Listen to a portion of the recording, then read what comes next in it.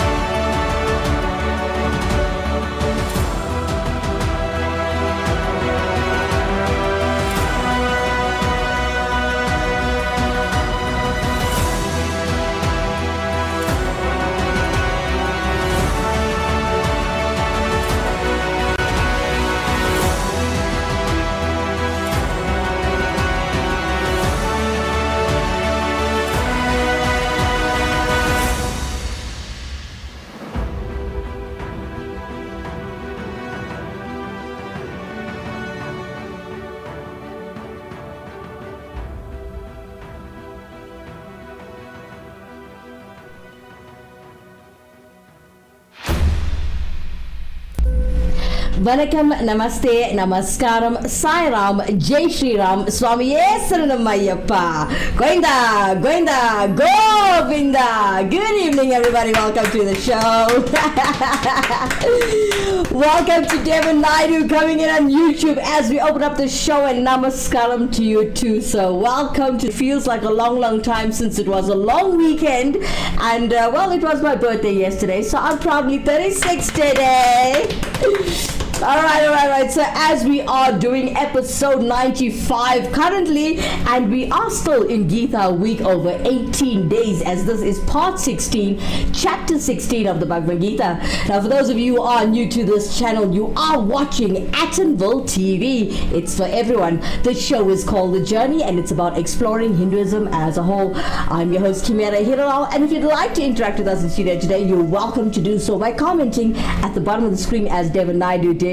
Or if you want to hashtag your views anonymously, you're welcome to WhatsApp us on our WhatsApp line, and you'll find that number at the bottom right of your screen throughout the entire show. Alright, so as we know in Hinduism, as this is a cultural show and an educational show, we always open up anything we do with Lord Ganesha. Helping us do this this evening, we have a Stylers Music Academy, well, worshipping Ganesha. Check it out.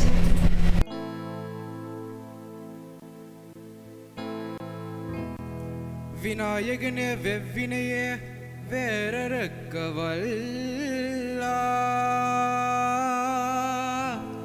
விநாயகனே வேட்கை தணிவிப்பான், விநாயகனே விண்ணிற்கும் மண்ணிற்கும் நாதனுமாம், தன்மையினால் கண்ணீர் பணிவில் கனிந்த விநாயகனே வினை தீர்ப்பவனே,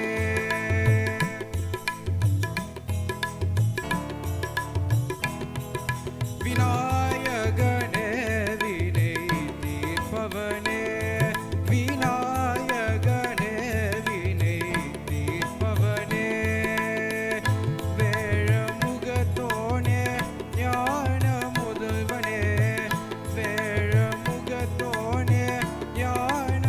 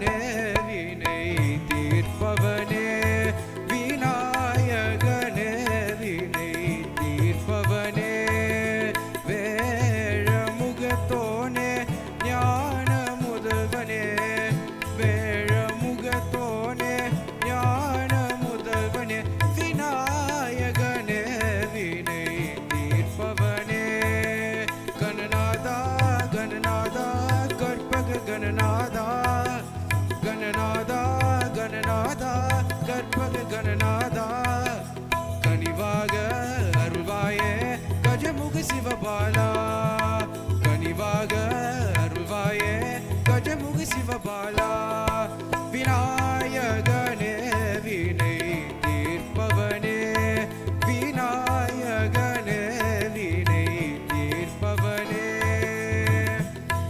விநாயகனே வெவ்வினையே வேழக்கவல்லா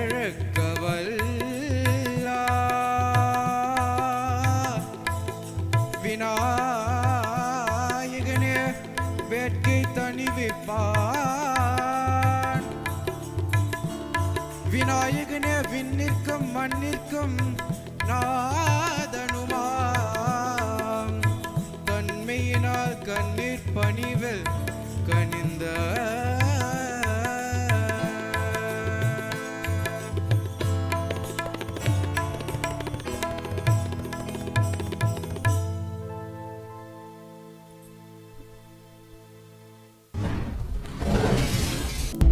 Jai Ganesha! What a beautiful delivery from Stylus Music Academy, helping us to open up the show with Lord Ganesha this evening. Beautiful delivery. Thank you guys so much. Coming up next, as we are talking about chapter 16 from the Bhagavad Gita, we have Dr. P.K. Maestri helping us with the explanations and the understanding in English. Good evening, the viewers of Actonville TV. It is exciting to be with you for so many days and discussing such a big, eventful activity of the Bhagavad Gita. It is not the story, it is the song of Lord Krishna. It is also called a celestial song. Before I commence today, what is very interesting during our study of the chapter in question for today, our engineer Andy Punan contacted me and he found that there was a variation between the internet and the actual Bhagavad Gita translation of the Sanskrit or Gujarati into English. So we had to be careful and we rechecked it and found it. They both were correct, but written in a different way. So the one that we were using till chapter 15 was from Prabhupada. And the one today that we are going to use is from the internet. But I can guarantee you that it's the same. The purport will be the same. So those that are following me on the Bhagavad Gita, just for today, you will notice that the text will be in variation. And I'll thank Andy Punan for raising that issue. All right, so you knew from chapter 1 to chapter 13. 14 was the three modes of the material nature that's based on good, passion, and ignorance. Chapter 15 yesterday was the yoga of the supreme reason, and that was from page 591 to 614 up to text number 20. I just realized I think there was no viewership of Acton TV yesterday, so chapter 15 will be broadcast tonight as you're about to watch.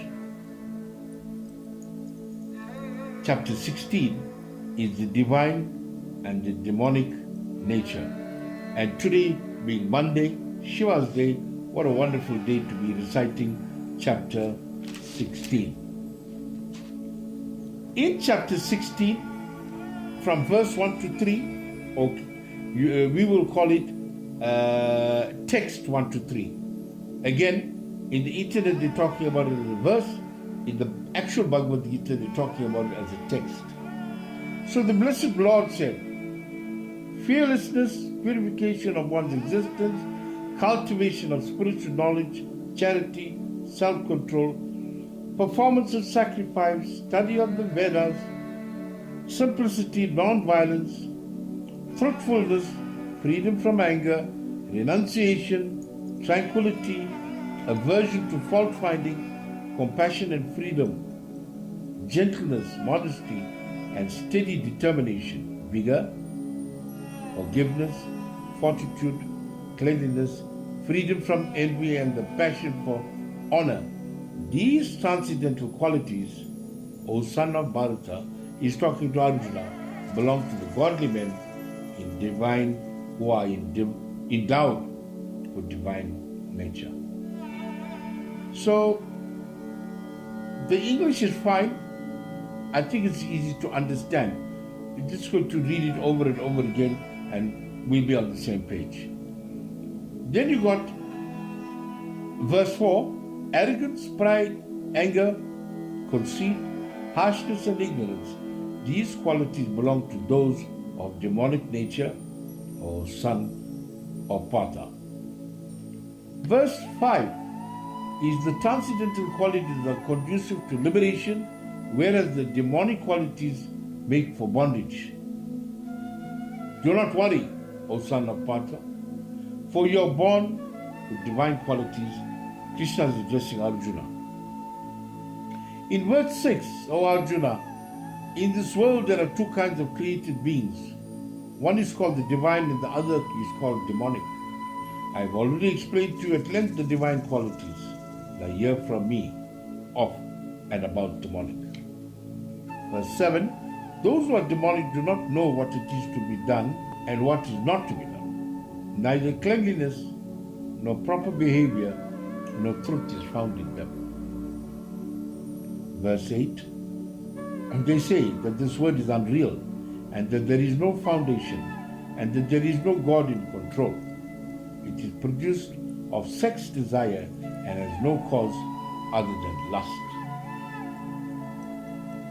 Chapter 9 or verse 9, following such conclusions, the demonic who are lost to themselves and who have no intelligence engage in unbelievable, horrible works meant to destroy the world. On 10, the demonic takes shelter of insatiable lust, pride, and false prestige, and being thus illusioned, are always sworn to unclean work attracted by the impermanent. Verse 11 to 12 in combination, they believe that to gratify the senses unto the end of life is the prime necessity of human civilization. There is no other end to the anxiety.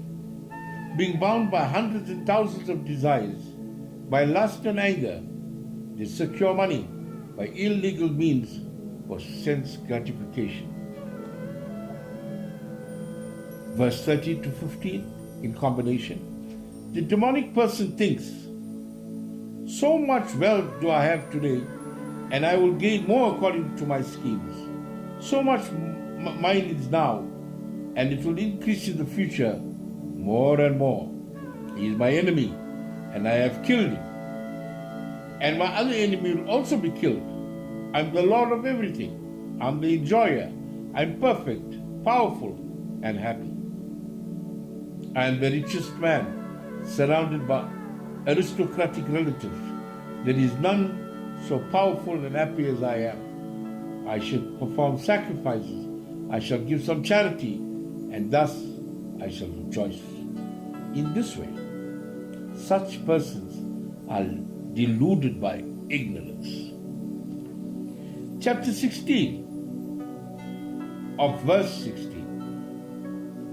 Thus perplexed by the various anxieties and bound by a network of illusions, one becomes too strongly attached to sense enjoyment and falls down into the hell.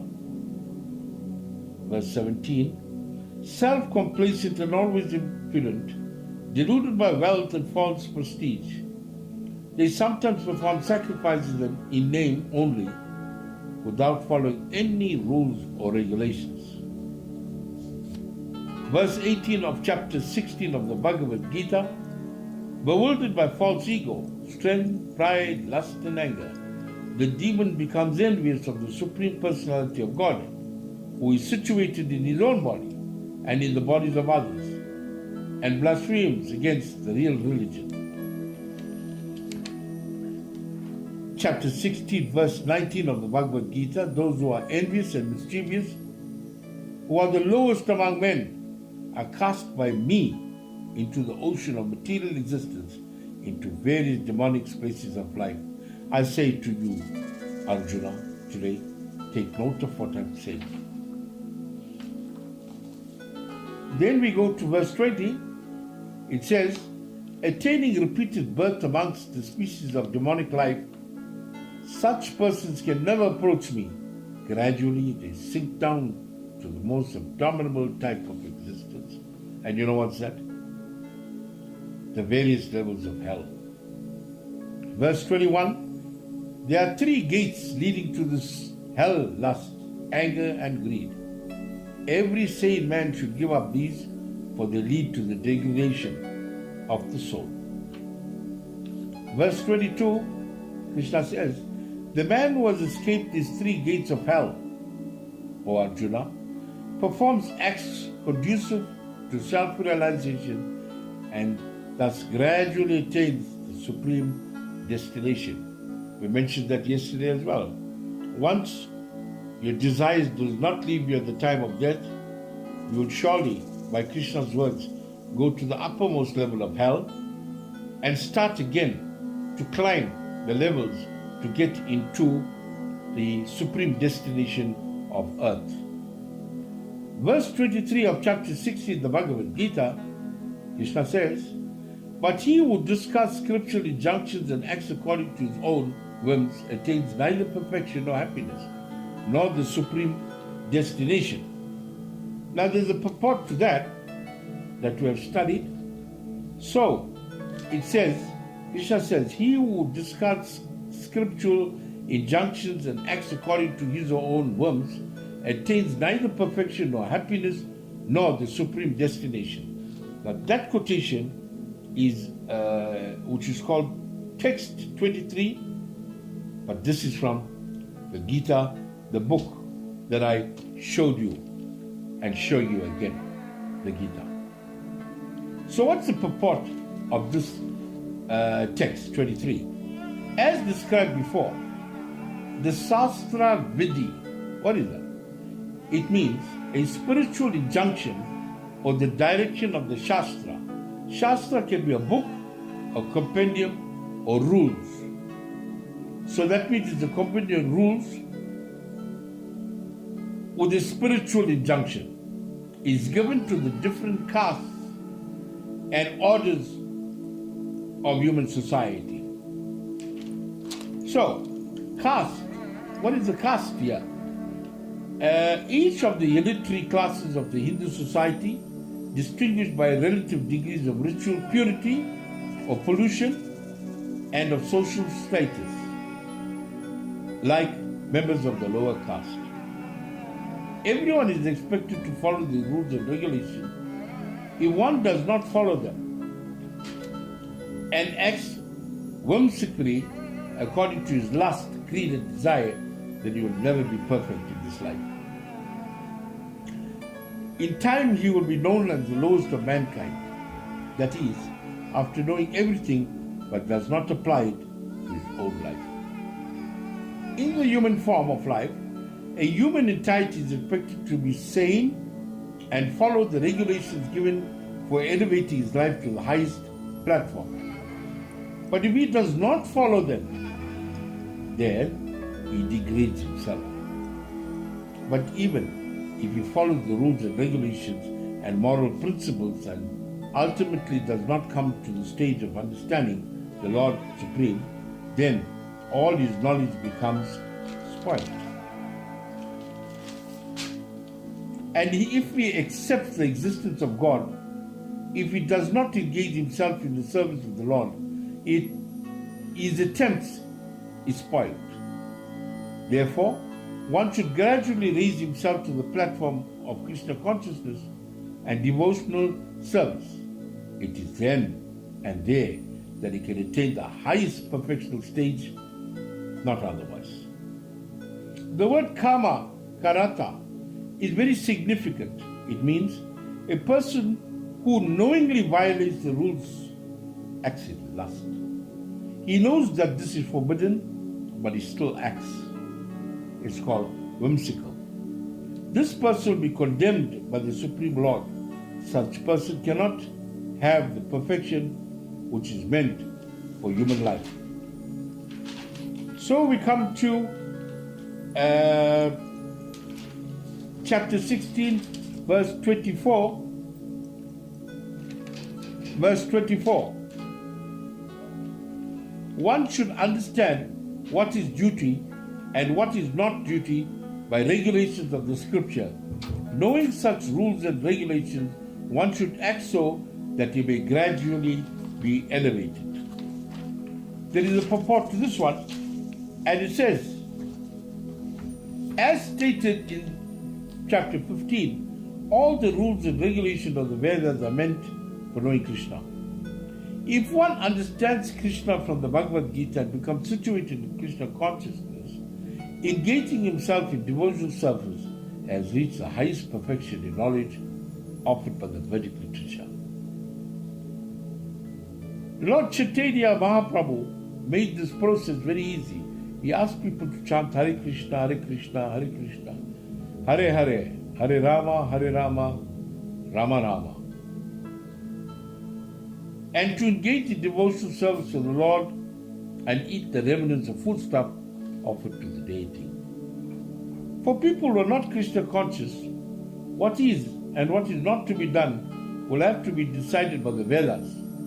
One should act accordingly without arguments. This is called following principles of the Shastra.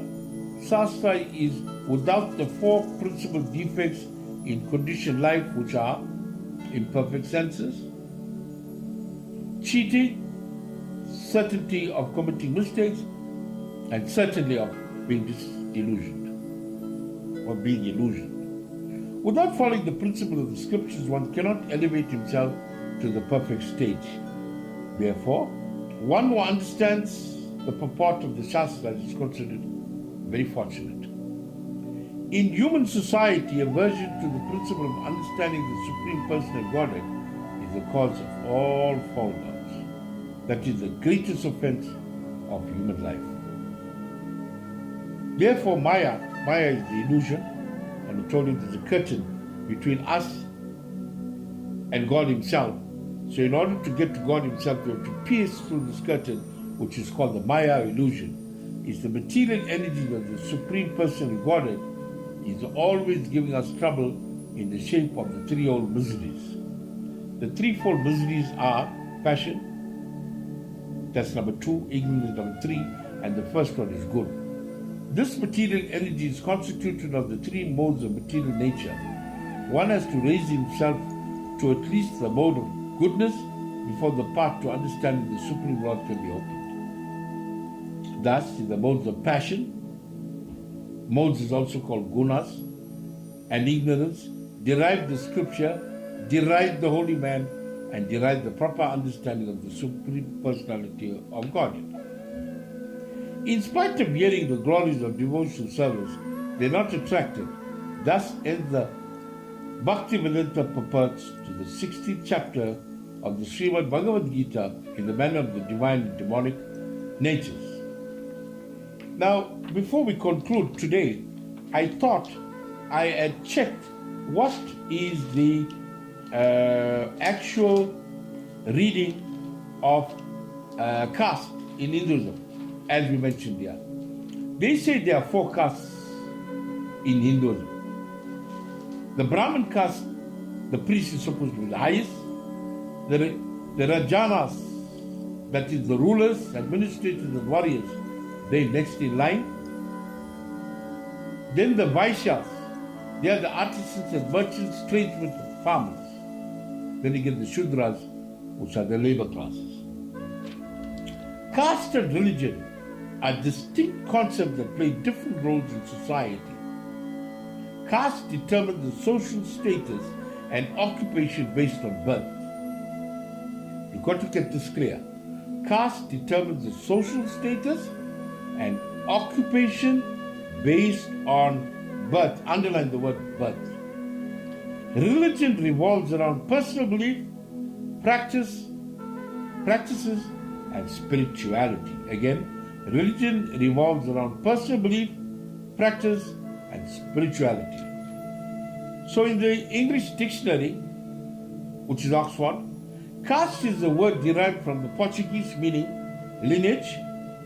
Indian terms are color or class and jadi, which means birth. So you've got to be very careful how we use caste, and caste is nowhere in the South Indian context. It's mainly amongst the Gujarati community in India and in South Africa. So they need to analyze this very carefully, and we are trying to move away. The South Indians are saying that we should not be determined by the caste system as recorded in the Geeta, but we should follow the caste system as far as your occupation is concerned. I end today with a lovely note.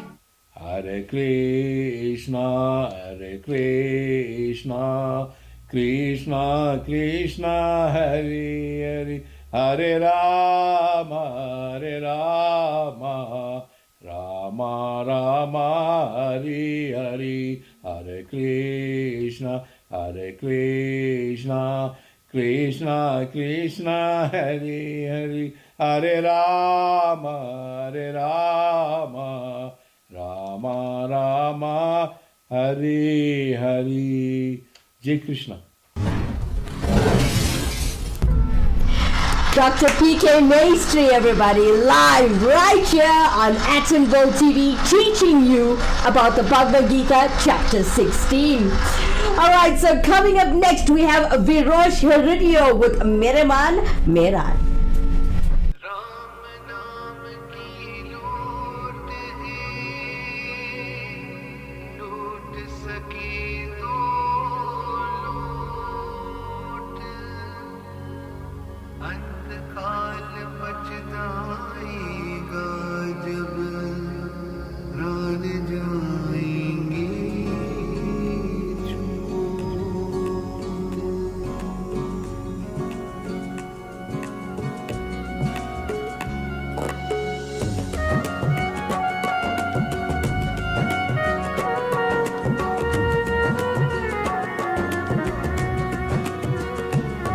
मेरी मन मीरा मेरी तन मीरा रोम रोम मीरा मेरी मन मीरा मेरी तन मीरा रोम रोम मीरा मेरी राम से मेरे लिए ध्यान लगा ले छूर जगत के काम रे राम से मेरे लिए ध्यान लगा ले छूर जगत के काम रे बोलो राम बोलो राम बोलो राम